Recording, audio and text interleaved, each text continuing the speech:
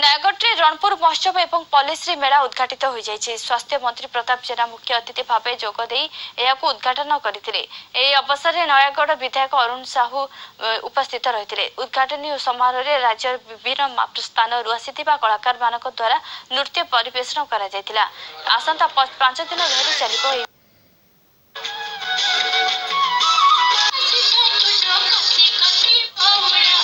गोटे ऐतिहासिक अंचल एवं कला संस्कृति रे भरपूर अंचल ये अंचल अनेक बरपुत्र अच्छा जो मान को लेकिन रणपुरवासी केवल नुहति ओडावासी निजक गर्व अनुभव कर तेणुक से समस्त कला संस्कृति परंपरा ये सब कथा को उज्जीवित करने ये अंचल जो प्रतिभावान व्यक्तित्व अच्छा उच्च पूजा करने प्रतिभावान व्यक्ति मान कला को प्रदर्शित करने सुजोग सृष्टि कर 5 तारिख 9 तारिख पर्यटन महोत्सव चलो।